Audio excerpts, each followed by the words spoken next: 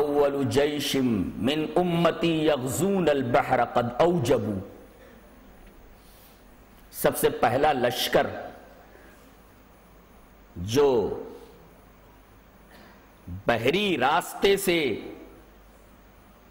حملہ کرے گا، بحری لڑائی لڑے گا، سمندری لڑائی لڑے گا، ان تمام کے اوپر جنت واجب ہو گئی۔ پہلی بحری لڑائی میری امت کے جو لوگ لڑیں گے سب کے اوپر جنت واجب۔ حضرت ام حرام نے موقع اچھا دیکھا، کہنے لگی کہ یا رسول اللہ انا فیہم، میں اس لشکر میں ہوں گی جن کے اوپر جنت واجب۔ نبی کریم صلی اللہ علیہ وسلم کی زبان وحی ترجمان نے یہ کہا کہ ہاں انت فیہم، تو انہی میں سے ہوگی۔ یعنی نبی کریم صلی اللہ علیہ وسلم نے دنیا ہی میں عبادہ ابن صامت اور حضرت ام حرام کے بارے میں یہ فرما دیا کہ ان کے اوپر جنت واجب ہو چکی ہے۔ کہا کہ تو اس لشکر میں ہوگی، اور ہوا بھی ایسا۔ اس لشکر میں شامل ہوئی، خچر سے گر پڑی اور وہیں ان کا انتقال ہو گیا، وہیں مدفون ہے وہ، قبرص ہی میں، سائپرس ہی میں مدفون۔ اس کے بعد آپ نے فرمایا وَأَوَّلُ جَيْشٍ مِّنْ أُمَّتِي يَغْزُونَ مَدِينَةَ قَيْصَرَ مَغْفُورٌ لَهُمْ، بحری راستے سے جو لڑیں گے سمندری لڑائی لڑیں گے، اور پہلا لشکر جو سمندری لڑائی لڑے گا اس کے اوپر جنت واجب۔ ام حرام اس میں شامل ہے۔ اس کے بعد آپ نے فرمایا پہلا لشکر جو قسطنطنیہ کے اوپر حملہ کرے گا، قیصر کے دارالسلطنت کے اوپر، روم کے دارالسلطنت قسطنطنیہ کے اوپر حملہ کرے گا، جسے مدینت قیصر کہا گیا اس حدیث پاک میں، تو اس میں شامل ہونے والا ہر فرد اللہ تبارک و تعالیٰ کی مغفرت کے دائرے میں ہے، مغفور لہم۔ کہنے لگی کہ اللہ کے رسول میں ان میں سے ہوں گی؟ قال اللہ میں، بحری لڑائی ہی میں تو نہیں بچے گی، اس لڑائی میں جو مدینت قیصر کے اوپر ہوگی اس میں تو شامل نہیں ہو پائے گی۔ اور آپ کو معلوم ہے کہ پہلی جو بحری لڑائی ہے وہ حضرت معاویہ رضی اللہ تعالیٰ عنہ نے لڑی ہے۔ دو بحری بیڑے تیار کرائے، عبداللہ ابن ابی سرح جو ان کے خاندانی کے ہیں، عبداللہ ابن ابی سرح سے کہا ایک بیڑا لے کر کے تم سائپرس کی طرف آگے بڑھو، قبرص کی طرف آگے بڑھو، میں ایک بیڑا لے کر کے آ رہا ہوں۔ اس لیے کہ یہ سائپرس، یہ قبرص جانتے کہاں ہیں؟ یہ بحیرے روم کے اندر ایک جزیرہ تھا، اور یہ شام کے ساحل سے بالکل قریب تھا، اور مسلمانوں کے لیے ایک درد سر بنا ہوا تھا۔ حضرت معاویہ رضی اللہ تعالیٰ عنہ نے حضرت عمر کے زمانے میں ان سے اجازت مانگی تھی کہ قبرص کے اوپر حملہ کر دیا جائے، اس لیے کہ یہ سینسٹیو جزیرہ ہے، یہ مسلمانوں کے ہاتھوں میں آ جانا چاہیے، جس کو انگریزی میں سائپرس کہتے ہیں۔ یہ بحیرہ روم میں ایک جزیرہ تھا، اور ساحل شام کے ساحل سے قریب ہونے کی وجہ سے فوجی اسٹریٹیجک کے تناظر میں بہت اہم مقام تھا، اور یہ مسلمانوں کے لیے مسلسل درد سر تھا، اور حضرت معاویہ کی نگاہ دور بھی برابر اس پوائنٹ کو تار رہی تھی، اسپائی کر رہی تھی۔ اجازت بھی مانگی، لیکن حضرت عمر رضی اللہ تعالیٰ نے ان کو ڈانٹ دیا، اور یہ کہا کہ تیری ماں تجھ پر روئے، میں پسند نہیں کرتا کہ میرے درمیان اور مسلمانوں کے درمیان سمندر حائل ہو، سمندر کے ادھر ہی رہو۔ لیکن حضرت عثمان غنی رضی اللہ تعالیٰ عنہ کا جب دور مبارک آیا، آپ کے داماد محترم حضرت عثمان غنی سے جب حضرت معاویہ نے اجازت مانگی تو انہوں نے پہلے پسو پیش کیا، کہا کہ مجھ سے سینئر خلیفہ حضرت عمر نے جب تمہیں اجازت نہیں دی تو میں تم کو کیسے اجازت دے سکتا ہوں؟ لیکن انہوں نے موقع کی نزاکت کو سمجھا، اور حضرت معاویہ نے ان کو کافی سمجھایا۔ حضرت عثمان غنی رضی اللہ تعالیٰ عنہ نے اجازت دے دی چند شرائط کے ساتھ، اور اس طرح عبداللہ ابن ابی سرح کو ایک بیڑا دے کر کے کہا کہ قبرص کے اوپر حملہ کرو، اور ایک بحری بیڑا لے کر کے میں آ رہا ہوں۔ اسی میں حضرت عبادہ ابن صامت ہیں، حضرت ام حرام ہیں، اور سائپرس فتح کر لیا گیا، اور 7,000 دینار سالانہ دینا طے پایا۔ یہ حدیث پاک جو اسحاق ابن یزید دمشقی سے مروی ہے، پہلا راوی ہے، اس میں جو پہلا ٹکڑا ہے کہ بحری لڑائی میں جو مقدم رہیں گے ان سب کے اوپر جنت واجب ہوگی، یہ حضرت امیر معاویہ رضی اللہ تعالیٰ عنہ کے بارے میں، اس لیے کہ انہوں نے ہی قبرص کو فتح کیا ہے۔ اسی وجہ سے ابن محلب کا یہ ریمارک اس حدیث کے اوپر قابل غور ہے۔ قال المحلب فی هذا الحدیث منقبۃ لمعاویہ لأنه اول من غزا البحر ومنقبۃ لولده لأنه اول من غزا مدینہ قیصر۔ یہ ابن محلب کا تبصرہ ہے اس حدیث پاک کے اوپر، جس کا پہلا راوی اسحاق ابن یزید دمشقی ہے۔ ابن محلب کہتے ہیں اس حدیث پاک میں بخاری کتاب الجہاد کی اس روایت کے اندر تعریف ہے، توصیف ہے معاویہ رضی اللہ تعالیٰ عنہ کی۔ اس حدیث میں نبی نے معاویہ کی توصیف کی ہے، معاویہ کی منقبت بیان کی ہے، اس لیے کہ وہ پہلے شخص ہیں جنہوں نے بحری لڑائی لڑی ہے، تو باپ جنتی۔ اور دوسرا ٹکڑا جو مدینہ قیصر کے اوپر حملہ کرنے والا پہلا لشکر ہوگا، اس میں معاویہ کے بیٹے یزید کی توصیف نبی نے بیان کی ہے، اس لیے کہ یہ وہ پہلا شخص ہے جو لشکر لے کر کے قسطنطنیہ کے اوپر حملہ آور ہوتا ہے اور قسطنطنیہ کو فتح کرتا ہے۔ ابن محلب کے اس تبصرے کو نظر انداز نہیں کیا جا سکتا آسانی سے۔ میں چاہتا ہوں کہ اس تبصرے کو مزید مدلل کرنے کے لیے قسطلانی کا تبصرہ پیش کر دوں۔ قال القسطلانی، قسطلانی کے اندر لکھتے ہیں امام قسطلانی نے، بہت بڑا محدث ہے۔ قال القسطلانی کان اول من غزا مدینہ قیصر یزید ابن معاویہ، یہ کانا کی خبر ہے، کان اول من غزا مدینہ قیصر یزید ابن معاویہ ومعه جماعت من سادات الصحابہ کابن عمر وابن عباس وابن الزبیر وابی ایوب الانصاری رضی اللہ تعالی عنہم وتوفی بها ابو ایوب سنۃ 52 من الہجرہ۔ یہ امام قسطلانی کا تبصرہ ہے۔ حضرت امام قسطلانی فرماتے ہیں کہ یزید ابن معاویہ یہ پہلا شخص ہے جس نے مدینہ قیصر کے اوپر قسطنطنیہ کے اوپر حملہ کیا ہے۔ کان اول من غزا مدینہ قیصر، سب سے پہلے قسطنطنیہ کے اوپر حملہ کرنے والا کون ہے؟ یزید ابن معاویہ ہے۔ اور یہ تنہا نہیں ہے، بتا رہے ہیں وہ ماہو جماعت من سادات الصحابہ، یزید کے ساتھ بڑے بڑے صاحب سادات، بڑے بڑے گریٹ صحابہ کرام کی ایک بہت بڑی جماعت ہے۔ اور گریٹ صحابہ کون ہیں؟ کابن عمر، جیسے حضرت ابن عمر، وہ ابن عباس، حضرت ابن عباس رضی اللہ تعالیٰ عنہما، حضرت ابن زبیر رضی اللہ تعالیٰ عنہما، اسی طریقے سے میزبان رسول حضرت ابو ایوب انصاری رضی اللہ تعالیٰ عنہ۔ یہ حضرت امام قسطلانی کا تفسیر ہے۔ ان کا کہنا بھی یہی ہے کہ سب سے پہلے مدینہ قیصر کے اوپر حملہ کرنے والا اور اس کو فتح کرنے والا جو لشکر تھا، اس کا کمانڈر ان چیف یزید ابن معاویہ تھا۔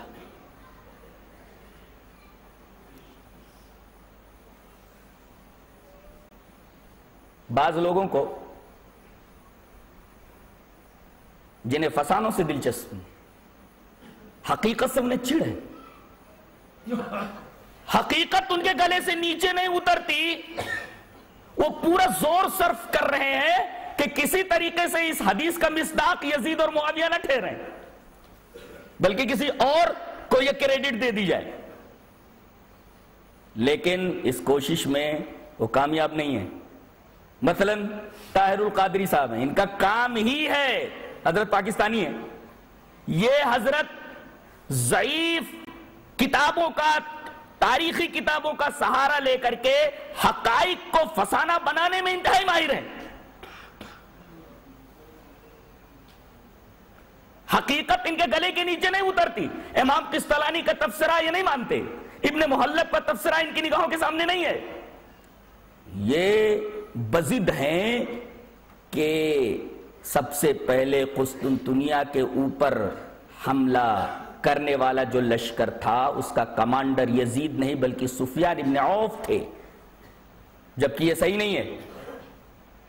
یہ بات کس نے لکھی ہے؟ بعد کی تاریخ کی کتابوں میں یہ بات ہے۔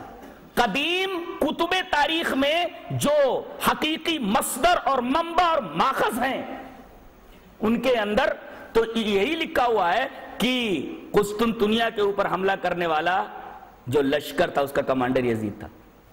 بعد کی جو کتابیں ہیں ان میں کہیں کہیں یہ لکھ دیا گیا ہے کہ سفیان ابن عوف تھے۔ مثلا ابن اثیر ایک مشہور مورخ ہے، اس کی تاریخ کی کتاب ہے الکامل، ابن اثیر کی الکامل، یہ بعد کی کتاب ہے۔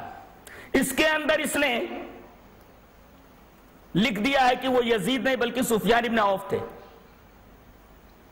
لیکن حیرت کی بات تو یہ ہے کہ یہی آدمی، یہی مورخ اپنی دوسری کتاب اسد الغابہ کے اندر لکھتا ہے کہ قسطنطنیہ کے اوپر پہلا حملہ آور لشکر جو تھا اس کا کمانڈر یزید تھا۔ کون سی بات مانی جائے؟ اسد الغابہ والی بات مانی جائے یا الکامل والی بات مانی جائے؟ اس کا مطلب یہ ہوا کہ خود ابن اثیر الجھن میں اور کنفیوژن میں مبتلا ہے۔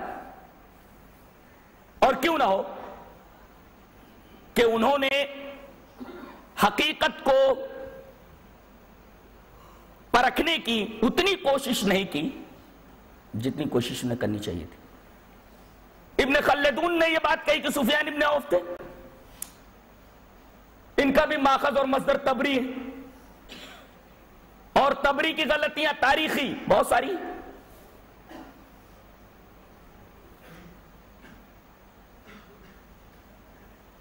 اور میں یہ کہوں گا کہ تاریخی واقعات اور حدیثی واقعات ان میں زمین اور آسمان کا فرق ہوتا ہے۔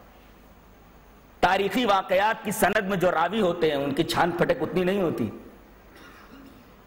رتبہ یابی سب قبول کر لیا جاتا ہے، لیکن حدیث کی سند میں جتنے راوی ہوتے ہیں خوب چھان پھٹک ان کی ہوتی ہے۔ لہذا تاریخی روایات اور حدیثی روایات میں زمین اور آسمان کا فرق ہے۔ اور حدیثی روایات اگر عقل کے اعتبار سے دیکھا جائے، نقل کے اعتبار سے دیکھا جائے، روایت کے اعتبار سے دیکھا جائے، درایت کے معیار پر جانچا جائے، تنقید کی خراج پر رکھا جائے، عقل کی خراج کے اوپر رکھا جائے، ہوش کی خراج کے اوپر رکھا جائے، تو پتہ یہ چلتا ہے کہ یزید ہی لشکر قسطنطنیہ کے کمانڈر ان چیف تھے۔ امام بخاری کے فقہات مشہور ہے، عجیب بات ہے کہ دو پیشین گوئیاں ہیں، ایک معاویہ کے لیے اور ایک خود یزید کے لیے، نام دونوں کا نہیں ہے، یزید کا بھی نام موجود نہیں ہے اور معاویہ کا نام بھی موجود نہیں ہے، لیکن امام بخاری رحمت اللہ علیہ اپنا مسلک بڑے دقیق اور بڑے پیارے انداز میں واضح کرنا چاہتے ہیں، اس لیے کہ سند جو لا رہے ہیں، سند کے اندر جو پہلا راوی ہے اس کے باپ کا نام یزید ہے، اور پھر ایک راوی لایا جاتا ہے جس کے باپ کا نام یزید ہے۔ حدثنا اسحاق بن یزید الدمشقی، اور یہ یزید کہاں کا رہنے والا ہے؟ دمشق کا۔ حضرت امام بخاری یہ کہنا چاہتے ہیں کہ ایک تو باپ کا نام یزید ہے، دوسرے یہ راوی دمشق کا رہنے والا ہے، یہ زیادہ سمجھتا ہے یا تم زیادہ سمجھتے ہو؟ کیا باریک انداز ہے کسی بات کو ثابت کرنے کا۔ حدثنا اسحاق بن یزید الدمشقی، سند کے اندر پہلا راوی جو ہے اس کے باپ کا نام یزید ہے، پھر تیسرا راوی جو ہے وہ بھی ایسا ہے کہ اس کے باپ کا نام بھی یزید ہے۔ حدثنی ثور بن یزید، گویا کہ امام بخاری اپنا مسلک بڑے پیارے انداز میں بیان کرنا چاہتے ہیں کہ میں بھی مانتا ہوں کہ پہلی پیشین گوئی کے مصداق حضرت معاویہ ہیں اور دوسری پیشین گوئی کے مصداق حضرت یزید رحمہ اللہ ہیں۔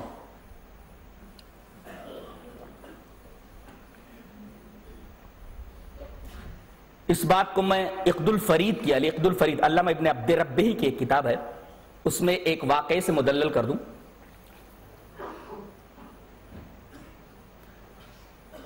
مدینہ میں کچھ خطرات منڈلا رہے تھے، نبی کریم صلی اللہ علیہ وسلم کو اس کا احساس تھا۔ آپ نماز پڑھنا چاہ رہے تھے اور آپ کی تمنا تھی کہ کاش کوئی میری حفاظت کے لیے یہاں آ جاتا اور میں سکون سے نماز ادا کر لیتا۔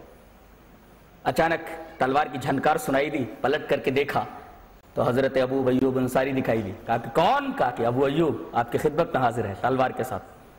کہا کہ جس طریقے سے تو نے آج میری حفاظت کی ذمہ داری لی ہے، ایک بڑا ہی نیک بندہ تیری لاش کی حفاظت کرے گا، تیری قبر کی حفاظت کرے گا۔ سوال یہ ہے کہ حضرت ابو ایوب انصاری کس لشکر میں شریک تھے اور کہاں پر ان کا انتقال ہوا، اور ان کی قبر کے حفاظت کے بارے میں کیا بات کہی گئی ہے؟ میں چاہتا ہوں مسند احمد کی ایک روایت آپ کے سامنے پیش کر دوں۔ روایت اس طرح، ان رجل من اہل مکہ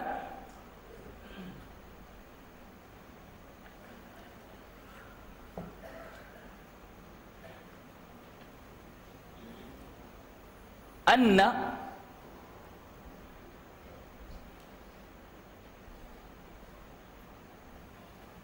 یزید بن معاویہ کان امیرا علی الجیش الذی غزا فیہ ابو ایوب فدخل علیہ عند الموت فقال له ابو ایوب رضی اللہ تعالی عنہ اذا مت فقرؤوا علی الناس منی السلام فاخبروهم انی سمعت رسول اللہ صلی اللہ علیہ وسلم یقول من مات لا یشرک باللہ شیئا جعلہ اللہ فی الجنہ فلینطلقوا بی فلیبعدوا بی فی ارض الروم ما استطاعوا فحدث الناس لما مات ابو ایوب الانصاری رضی اللہ تعالی عنہ فاستلأم الناس وانطلقوا بجنازته رواہ احمد فی مسندہ۔ حضرت امام احمد ابن حنبل رحمہ اللہ اس حدیث پاک کو ایک صفحے میں ایسے ہی لائے، میں نے پوری حدیث پڑھ دی ہے۔ کہتے ہیں، راوی کہتا ہے کہ یزید ابن معاویہ اس لشکر کے امیر تھے، مسند احمد کی روایت، جس لشکر کے اندر حضرت ابو ایوب انصاری تھے۔ میں یہاں ایک چھپتا ہوا سوال کروں گا، اور جو لوگ حقیقت کو فسانہ بنانے میں ماہر ہیں شریک ہونے پر بزد ہیں۔ کیوں بزد ہیں؟ اس لیے کہ ابو ایوب انصاری کا بھی مسلک یہ ہے کہ اس حدیث پاک میں جس آدمی کے بارے میں یہ پیشین گوئی کی گئی ہے وہ یزید ابن معاویہ نہ کہ کوئی دوسرا، لہذا یہ بچہ جس لشکر کا کمانڈر ان چیف ہے مجھے بھی اس کے اندر شرکت کرنا چاہیے، اور نبی کریم صلی اللہ علیہ وسلم نے اس لشکر کے ہر آدمی کے لیے مغفرت کی بشارت دی ہے، مغفور لہم کہا ہے تمام لوگوں کو، مجھے چاہیے کہ میں اس کے اندر شریک ہوں، اگرچہ میری عمر اس لائق نہیں ہے کہ میں لشکر میں شریک ہو کر کے لڑائی کر سکوں۔ 80 سال کا بڈھا کیا لڑے گا؟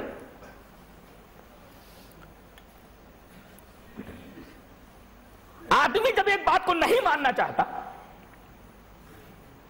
اسے حقیقت سے زیادہ فسانے اچھے لگتے ہیں، تو پھر وہ درایت کو طاق کے اوپر رکھ دیتا ہے، اور اپنا موقف ثابت کرنے کے لیے ضعیف سے ضعیف تر روایات کا سہارا لینے سے بھی نہیں چوکتا، باز نہیں آتا۔ ایسی لوگوں ایسی عقلوں کے اوپر انتہائی ترس آتا ہے، رحم آتا ہے کہ ایسے لوگ جب اس طریقے کے مقامات پر پہنچتے ہیں تو عقل و درایت کو طاق پر کیوں رکھ کر کے بات کرتے ہیں؟ کیا اتنی بات سمجھ میں نہیں آتی کہ 80 سال کے اس بوڑھے صحابی نے حضرت یزید کی کمان میں لڑنے کا فیصلہ، اتنے طویل سفر کی مشقتیں برداشت کرنے کا ارادہ اور عزم کیوں کیا؟ اس لیے کہ حضرت ابو ایوب انصاری رضی اللہ تعالیٰ عنہ کو اچھی طرح معلوم ہے کہ نبی کریم صلی اللہ علیہ وسلم کی حدیث پاک میں جو بخاری میں ہے، اس کی پیشین گوئی، پہلی پیشین گوئی ان کے باپ کے تعلق سے ہے، اور دوسری پیشین گوئی اسی بچے کے تعلق سے ہے جو اس لشکر کا کمانڈر ان چیف ہے۔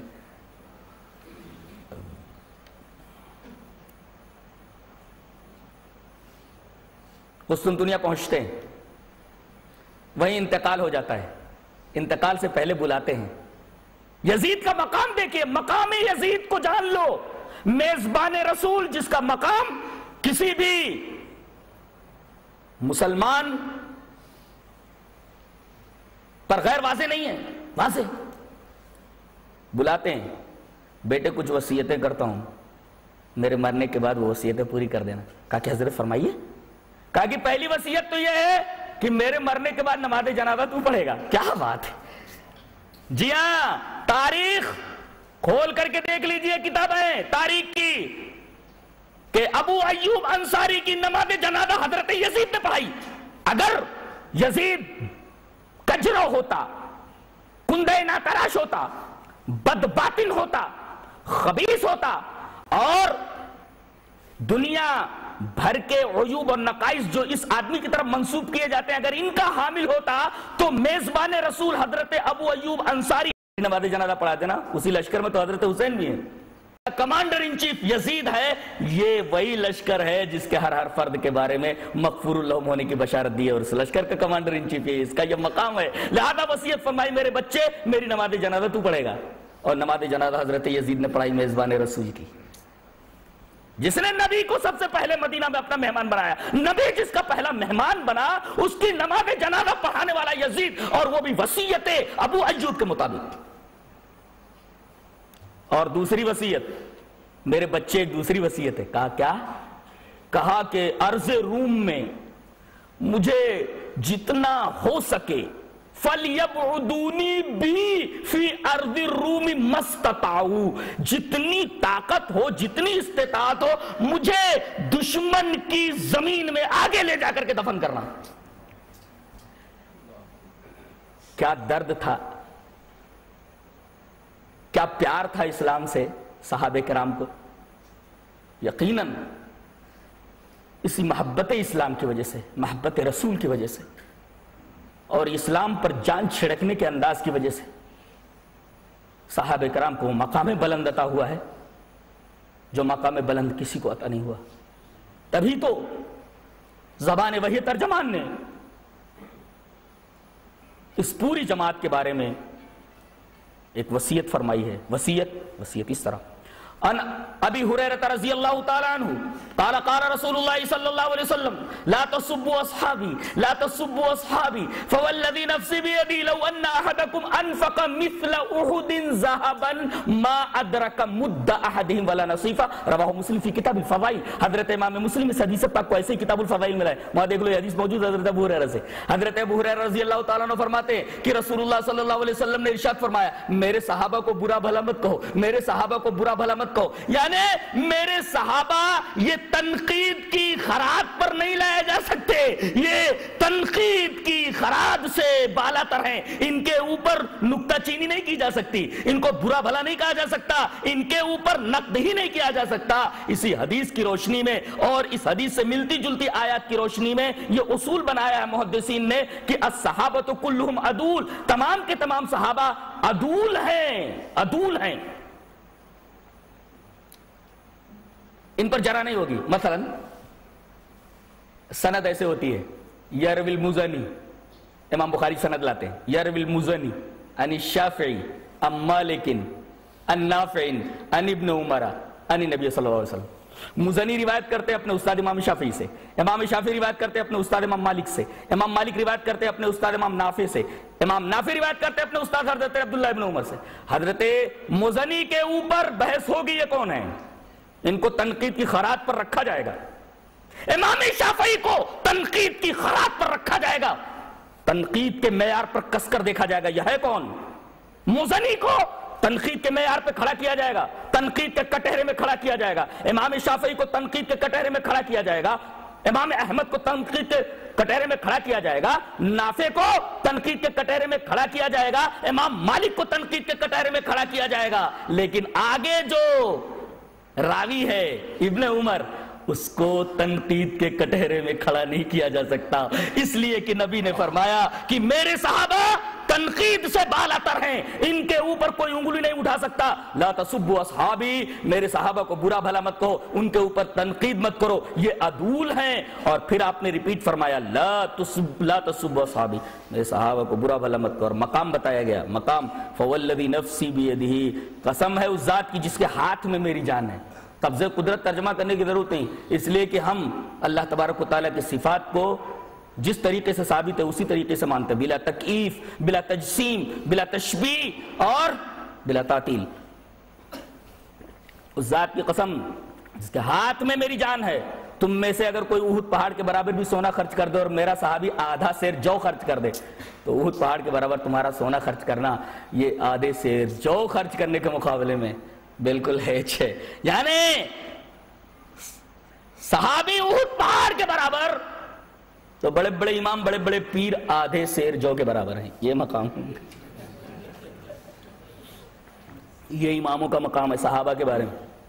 ارے ان کو صحابہ کے مقابلے میں نہیں کھڑا کیا جا سکتا، نبی کے مقابلے میں کھڑا کیا جانا تو بہت دور کی بات ہے. ان کو صحابہ کرام کے مقابلے میں نہیں کھڑا کیا جا سکتا، نبی تو بہت دور کی بات ہے. اگر صحابی احد پہاڑ کے برابر ہے تو امام صاحب، پیر صاحب آدھا سیر، کہاں احد پہاڑ. میرا خیال ہے اب تک دنیا میں مشین نہیں بنی ہے کہ احد پہاڑ کا وزن بتا سکے، لہذا صحابہ کرام کا وزن نہیں بیان کیا جا سکتا. اسی وجہ سے کہا جاتا ہے کہ وہ معصوم تو نہیں ہیں مگر محفوظ ہیں.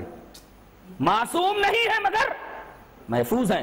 اور ایک نکتہ یہیں اور بتا دوں کہ یہ اتنی پیاری جماعت ہے، اتنی مقدس جماعت ہے کہ رسول اللہ صلی اللہ علیہ وسلم اور پوری امت مسلمہ کے درمیان ایک لنک کی حیثیت رکھتے ہیں، ایک واسطے کی حیثیت. یہ واسطہ ہٹ جائے تو ہمارا تعلق رسول سے کٹ جاتا ہے. یہ اتنی بڑی جماعت ہے. یہ صحابہ کرام کا مقام ہے. اس سے زیادہ مقام صحابہ اور کیا سمجھو گے؟ اتنی بات اگر یاد رہ جائے مقام صحابہ سمجھ میں آتا ہے. اگر یہ لنک، یہ واسطہ بیچ سے ہٹ جائے تو ہمارا تعلق جناب محمد رسول اللہ صلی اللہ علیہ وسلم سے کٹ جاتا ہے. اور جناب محمد رسول اللہ صلی اللہ علیہ وسلم سے ہمارا واسطہ کٹنے کا مطلب ہے کہ قرآن سے ہمارا رابطہ ختم ہو جائے اور احادیث رسول سے ہمارا رابطہ ختم ہو جائے. یہ مقام ہے. اور اس مقدس جماعت کی نظیر پر، اس مقدس جماعت کی مثیل پر نہ تو کوئی سورج طلوع ہوا ہے نہ کبھی چاند طلوع ہوا. تبھی تو اللہ نے فرمایا محمد الرسول اللہ والذین معہ، نام نہیں لیا، محمد اللہ کے رسول اور جو آپ کے ساتھ ہیں. پوچھئے علماء سے ماں کا کیا مطلب ہوتا ہے؟ ماں ساتھ، گردن کٹانی ہو تیرے ساتھ ہیں، مال خرچ کرنا ہو تیرے ساتھ ہیں، آبرو قربان کرنی ہو تو تیرے ساتھ، تیری ادا کے اوپر ہم اپنی جان قربان کر دینے کے لیے تیار ہیں. یہ معہو نے بتایا ہے، والذین معہ، ورنہ صحابہ بھی کہہ دیا جاتا. معیت بہت بڑی چیز ہے، بہت بڑی چیز ہے معیت.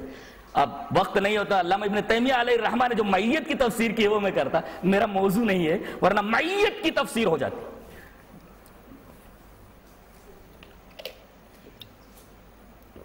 اور آخر میں فیصلہ سنا دیا گیا، وعد اللہ الذین آمنوا وعملوا الصالحات منہم مغفرۃ واجرا عظیما. لہذا اب صحابہ کرام کے اوپر تنقید نہیں ہوگی. یہ جماعت ایسی ہے جو تنقید سے بالاتر ہے. اسی میں حضرت امیر معاویہ رضی اللہ تعالیٰ عنہ بھی.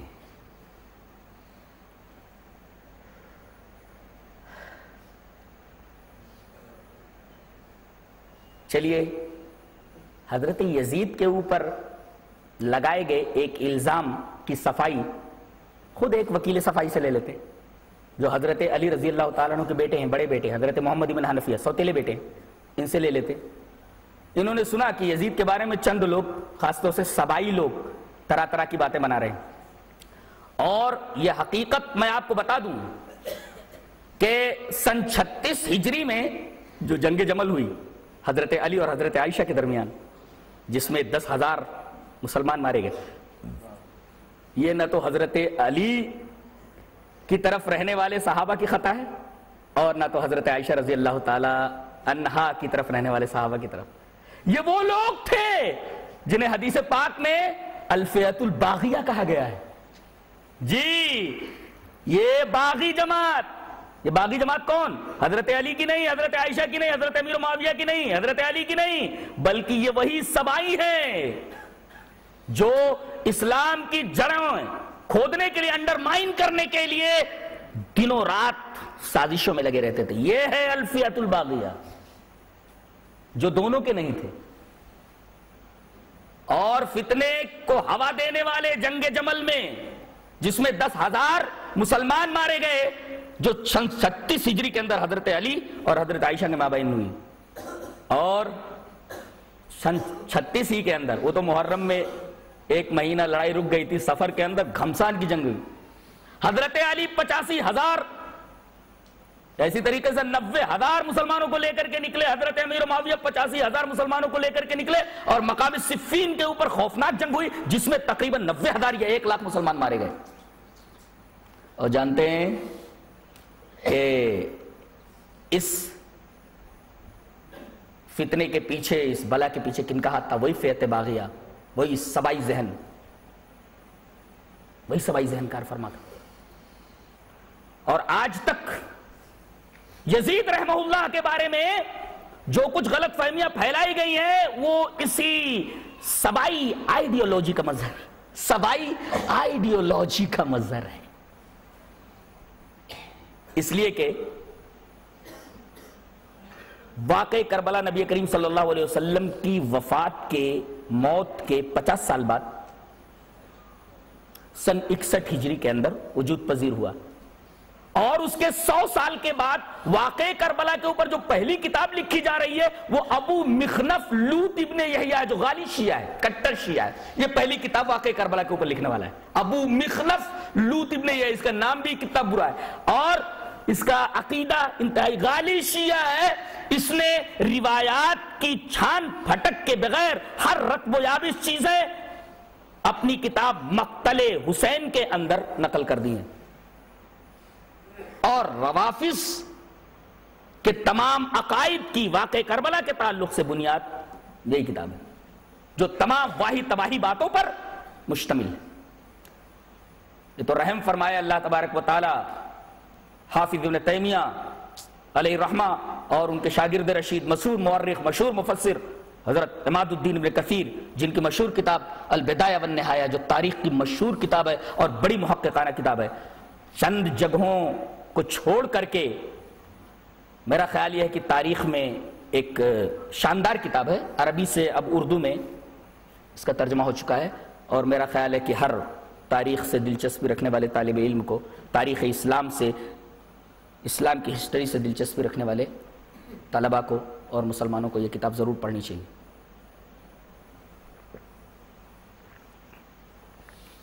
تو غلط فہمی کیوں پھیلی؟ 100 سال کے بعد لکھی گئی اور بلا تحقیق وہ کتاب لکھی گئی، اس کے اندر یہ واہی تباہی باتیں تھیں، اور شیعہ ذاکرین نے، واعظین نے ان واقعے کو ایسا بڑھا چڑھا کر کے بیان کیا، تحقیق کا دور تھا ہی نہیں، لوگوں کے دلوں میں سارے واقعات جس طریقے سے انہوں نے بھرنے چاہے بھر دیے گئے۔ جہاں تک حقیقت کا تعلق ہے، حقیقت کا تعلق البدایہ والنہایہ کے اندر آ کر کے ہم دیکھ لیں، علی رضی اللہ تعالیٰ عنہ کے بیٹے محمد ابن حنفیہ، ان کے پاس جب کچھ سبائیوں کی طرف سے اڑتی اڑتی خبر آئی کہ یزید کے اندر یہ عیوب ہیں، یزید کے اندر یہ نقائص ہیں، البدایہ والنہایہ کھول کر کے دیکھیں، لکھا ہوا ہے ما رأیت منہ ما تذکرون، جو تم بیان کرتے ہو ایسا تو کچھ بھی میں نے نہیں دیکھا اس سے، ما رأیت منہ ما تذکرون، جو تم بیان کر رہے ہو ایسا کچھ تو اس کی طرف سے میں نے نہیں دیکھا، وقد حضرت ہوں، میں تو اس کے پاس رہا بھی ہوں، واقمت عندہ، اس کے پاس میں نے قیام کیا ہے، بہت دنوں تک رہا ہوں، میں نے تو اس کے برعکس دیکھا ہے، کیا دیکھا؟ رأیتہ مواظبا علی الصلاۃ متحریا للخیر یسأل عن الفقہ ملازما للسنہ، البدایہ والنہایہ کی عبارت، جو تم بیان کر رہے ہو ایسا کچھ بھی نہیں دیکھا میں نے اس کی طرف سے، میں تو اس کے پاس حاضر ہوا ہوں، ان کے پاس قیام کیا ہے میں نے تو اس کو نماز کا پابند دیکھا اور خیر کا متلاشی دیکھا، خیر کا تلاش کرنے والا دیکھا، یسأل عن الفقہ، مسائل شریعت میں دلچسپی رکھنے والا دیکھا، اس لیے کہ دلچسپی کون لیتا ہے؟ جو سوال کرتا ہے۔ یسألو کا ترجمہ میں نے دلچسپی سے کیا، اس کا مطلب یہ ہوتا ہے محقق جو ہوتا ہے وہی ہوتا ہے جس کے اندر دلچسپی پیدا ہو، مقلد کے اندر دلچسپی نہیں ہوتی، آن دے رتب و یابس مان لے، آن دے مان لے۔ یسأل عن الفقہ، مسائل شریعت کے بارے میں دلچسپی رکھنے والا، دلچسپی رکھے گا تو سوال کرے گا، دلچسپی ہوگی تو سوال کرے گا، سوال کرتا ہے مسائل شریعت کے بارے میں، اور ملازما للسنہ، سنتوں کو تلاش کر کے اس کے اوپر لزوم برتنے والا، سنت مل گئی اس کو پکڑ لیا، مضبوطی سے پکڑنے والا، یہ محمد ابن حنفیہ جو حضرت علی رضی اللہ تعالیٰ عنہ کے بیٹے ہیں، ان کی یہ شہادت ہے، ان کی یہ صفائی. امام غزالی تو سب کے نزدیک مسلم ہے، ہر مسلک کے لوگ مانتے ہیں ان کو. وفیات العیان کے اندر ان کا قول منقول ہے، ما صح قتلہ للحسین ولا امرہ ولا رضاہ بذلک. وفیات العیان کھول کر کے دیکھیے، امام غزالی رحمت اللہ علیہ کا یہ تفسیرہ حضرت یزید کے تعلق سے موجود ہے. کچھ صحیح نہیں ہے بولتے، ما صح، کچھ صحیح وہی نہیں ہے. کیا صحیح نہیں ہے؟ قتلہ للحسین کی، یزید نے حسین کو قتل کیا ہے. ارے قتل کرنا تو دور کی بات ہے، ولا امرہ، حکم بھی نہیں دیا کہ قتل کرو، اور حکم دینا تو دور کی بات ہے، ولا رضاہ بذلک. اس قتل کے اوپر یزید کی رضامندی بھی ثابت نہیں ہے. اور جو کوئی ایسی بات کہتا ہے وہ فسانہ بیان کر رہا ہے، حقیقت سے دور ہے، صحت اور درایت سے دور ہے. ما صح قتلہ للحسین ولا امرہ ولا رضاہ بذلک. وفیات العیان.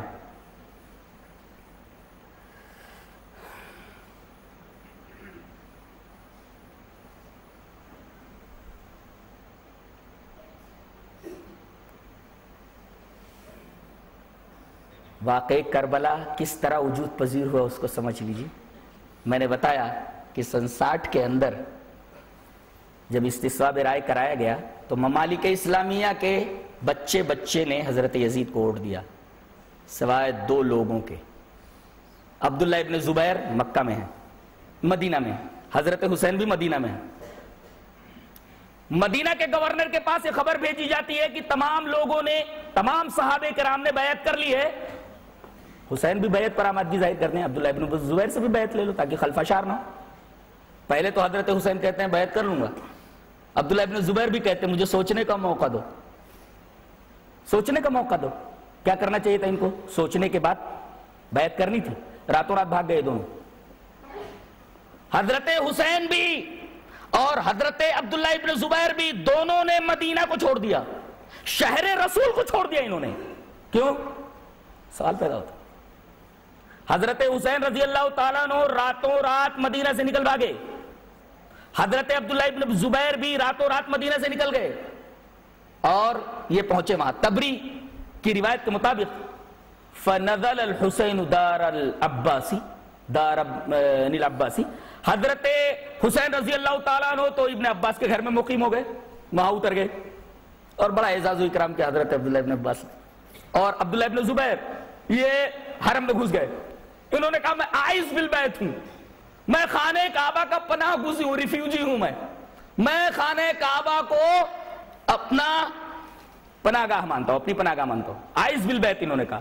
وہ تو حضرت ابن عباس کیا ٹھہر گئے اور یہ حرم میں ٹھہر گئے اور عائز بالبیت اپنے آپ کو کہنے لگے. مرکز گریز لوگ، مرکز سے نفرت کرنے والے لوگ، شرپسند لوگ، سر فہرست سبائی جو کوفہ میں بھرے ہوئے تھے، انہوں نے جب یہ دیکھا کہ حضرت حسین نے بیعت نہیں کی، مدینہ سے نکل کر کے مکہ آ گئے ہیں، بہت خوش ہوئے. ایک پوائنٹ ملا انہیں شرنگیزی کرنے کا اور فتنہ پھیلانے کا. فوراً خطوط کے سلسلے جاری ہوئے. تقریباً 150 آدمی یکے بعد دیگرے حضرت حسین کے پاس آئے مکہ کے اندر، اور ہر آدمی جو آتا تھا کم سے کم 2-3 خط تو ضرور لاتا تھا. اور تاریخ کی کتابوں میں لکھا ہے، البدایہ والنہایہ اٹھا کر دیکھیے کہ اتنے خطوط آئے، 150 آدمی آئے اور ہر آدمی 2-3 خطوط لے کر آتا تھا. بڑے بڑے 2 تھیلے خطوط کے بھر گئے اور ہر ایک میں یہی لکھا رہتا تھا آپ نواسہ رسول ہے، آپ علی کے بیٹے ہیں، آپ کے مقابلے میں یزید کی کیا حیثیت ہے، آپ آئیے، ہم آپ کا ساتھ دینے کے لیے تیار ہیں، آپ کے اوپر ہم قربان ہونے کے لیے تیار ہیں. باپ کو تو زندگی میں رلایا اور یہ سبائی اب بیٹے کو بھی پھنسانے کے چکر میں زندگی بھر حضرت علی کو رلاتے رہے. حکومت کی نرم پالیسی دیکھیے. یہ فتنہ انگیزی مکہ کے جو گورنر ہیں ان کی نگاہوں سے چھپی نہیں ہے. دیکھ رہے ہو عمر ابن سعید، لیکن چشم پوشی کر رہے ہیں اس لیے کہ نواسہ رسول ہے. حکومت کی نرم پالیسی اس بات کی دلیل ہے کہ حضرت یزید نے کوئی زور زبردستی ان کے ساتھ نہیں کی. کوفہ کے فتین آ رہے ہیں, شرپسند آ رہے ہیں, حکومت کو ایک ایک بات کی خبر ہے, لیکن حکومت کی پالیسی ان کے حق میں ہمیشہ نرم رہی. بات یزید تک پہنچی. یزید نے حضرت ابن عباس رضی اللہ تعالیٰ عنہ کے پاس خط لکھا, کہا کہ میں جہاں تک سمجھتا ہوں کہ کوفی شرپسند لوگ, مرکز گریز لوگ یہ امت مسلمہ میں انتشار پھیلانے کے در پہ ہیں, سازشیں کر رہے ہیں, اور کہیں حسین رضی اللہ تعالیٰ عنہ اس فتنے کا پیش خیمہ نہ بن جائیں, لہذا ان کو سمجھایا جائے. حضرت ابن عباس رضی اللہ تعالیٰ عنہ نے ان کو بہت سمجھایا, حضرت عبداللہ ابن زبیر کو سمجھایا. تب ابن عمر جو سنت رسول کے اوپر سختی سے عمل کرنے والے تھے, انہوں نے اس کو تفرقے سے تعبیر کیا, فتنے سے تعبیر کیا, تبھی تو ان دونوں کو اللہ سے ڈرنے کی تلقین کی. تمام صحابہ کرام کا یزید کے ہاتھ پر بیعت کرنا, ابن عمر کا حسین کو سمجھانا, عبداللہ ابن زبیر کو سمجھانا, ابن عباس کا سمجھانا, یہ اس بات کی دلیل ہے کہ سارے صحابہ یہ سمجھتے تھے, سارے لوگ یہ سمجھتے تھے کہ حضرت حسین اس معاملے میں صحیح روٹ پر نہیں ہے, صحیح راستے پر نہیں ہے.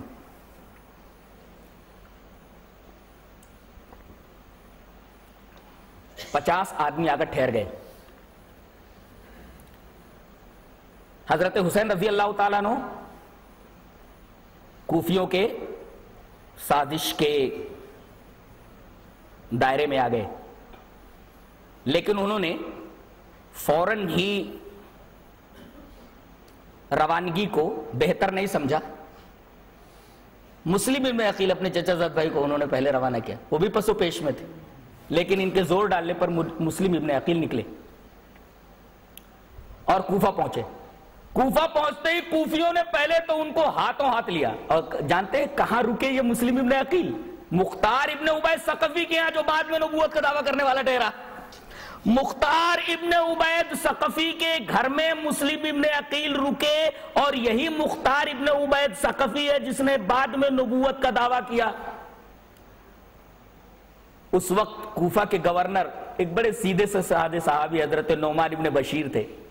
انہیں معلوم ہوا کہ مسلم ابن عقیل آئے ہیں, مختار ابن عبید کے ہاں ٹھہرے ہوئے ہیں, اور لوگ ان کے ہاتھ پر بیعت کر رہے ہیں. پتہ یہ چلا کہ تقریباً 18,000 آدمیوں نے مسلم ابن عقیل کے ہاتھ پر حسین کے لیے بیعت کر لی رضی اللہ تعالیٰ عنہ.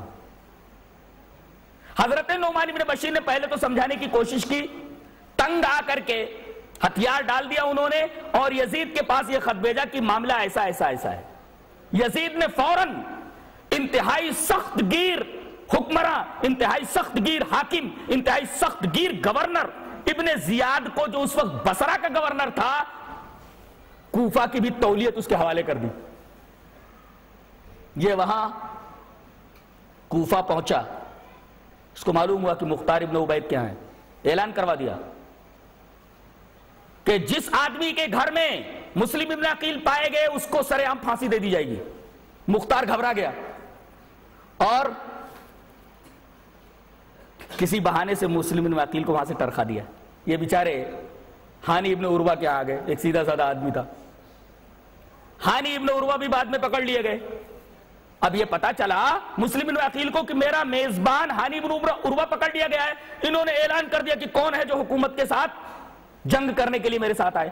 18,000 آدمی میں سے صرف 4,000 آدمی میدان میں آئے, اور اس وقت جو قصر عمارت تھا, گورنر کا قصر تھا, محل تھا, اس کو انہوں نے گھیر لیا. 50 آدمیوں کو لے کر کے ابن زیاد قصر کے اوپر چڑھا, اور اس نے سمجھایا کہ دیکھو شرنگیزی مت کرو, فتنہ مت پھیلاؤ, امت مسلمہ میں خلفشار مت پیدا کرو, ورنہ ایک ایک سے اچھی طرح نمٹوں گا میں. اس کی سخت گیری مسلم تھی. تھوڑی دیر کے اندر 18,000 آدمی اڑن چھو ہو گئے, صرف 30 آدمی رہ گئے, وہ بھی دھیرے دھیرے ادھر ادھر ہو گئے, اور ان کو پکڑ لیا گیا. اور ہانی ابن عروہ اور مسلم ابن عقیل دونوں کو گورنری کے قصر ہی میں پھانسی دے دی گئی. اور عجیب بات تو یہ ہے کہ جس دن پھانسی دی گئی اس سے پہلے ہی عمر ابن سعد کو، جو کہ وہاں کے لشکر کے کمانڈر تھے، یہ سعد ابن ابی وقاص کے بیٹے ہیں، ان سے انہوں نے وصیت کی کہ میرے حق میں تو پھانسی کا فیصلہ ہو چکا ہے، میں وصیت کر رہا ہوں حسین کو خبردار کر دو وہ کوفہ نہ آئیں، کوفہ والے غدار ہیں، یہاں نہ آئیں، اور ان کو سولی دے دی جاتی ہے۔ عمر ابن سعد کو یہ وصیت پہنچانی تھی۔ جس دن ہانی ابن عروہ اور مسلم ابن عقیل کو قتل کیا گیا، حضرت حسین رضی اللہ تعالیٰ عنہ اس کے 1-2 دن کے بعد مکہ سے چل نکلتے۔ مکہ کے تمام لوگ ان کو سمجھا رہے ہیں، بڑے بڑے صحابہ سمجھا رہے ہیں کہ آپ مت جائیے، کوفی لوگ اچھے نہیں، آپ کے ساتھ وفا نہیں کریں گے۔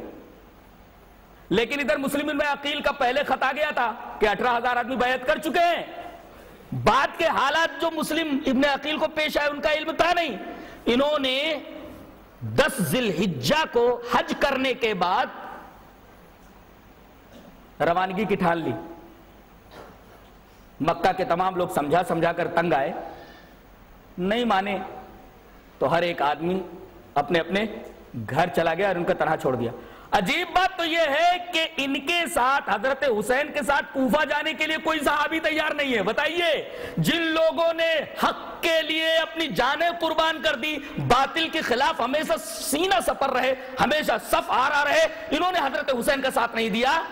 اس سے پتہ چلتا ہے کہ یہ لڑائی حق و باطل کی نہیں تھی، معرکہ حق و باطل نہیں تھا، ورنہ حرف آتا ہے کہ صحابہ جو حق کے لیے اپنی جان دینے کے لیے ہمیشہ تیار رہتے تھے، اس معرکہ حق و باطل میں شریک کیوں نہیں ہوئے؟ اور صحابہ کرام کو تو چھوڑیے، حضرت علی رضی اللہ تعالی عنہ کے 15 صاحبزادے، ایک روایت کے مطابق 17 لڑکے ہیں حضرت علی کے، تو 15 صاحبزادوں میں سے 11 صاحبزادوں نے کہہ دیا کہ ہم تمہارے ساتھ جانے والے نہیں ہیں۔ بمشکل 3 ان کے ساتھ ہوئے، خود ان کے بھائیوں نے ان کے ساتھ نہیں دیا۔ حضرت علی رضی اللہ تعالی عنہ کے 15 بیٹوں میں، ان کے 15 بھائیوں میں صرف 2-3 بھائی ان کے ساتھ ہوئے، بقیہ 11 بھائیوں نے ان کا ساتھ دینے سے انکار کر دیا۔ تو جو اعتراضات صحابہ کرام کے اوپر ہوتے، کیا علی کے لڑکوں پر نہیں ہوتے؟ ان کے اوپر اعتراض کیوں نہیں کیا جاتا؟ انہوں نے ان کا ساتھ کیوں نہیں دیا؟ اس لیے کہ وہ بھی یہ سمجھ رہے تھے کہ ہمارے کا حق و باطل نہیں ہے۔ حضرت حسین چلتے ہیں، مکہ سے کربلا کا فاصلہ 1500 کلومیٹر ہے۔ کتنا ہے؟ مکہ سے کربلا کا فاصلہ 15 کلومیٹر ہے۔ 10 ذی الحجہ کو حج کرنے کے بعد 30 دن چلنے کے بعد 31ویں دن یہ مقام کربلا میں پہنچتے ہیں۔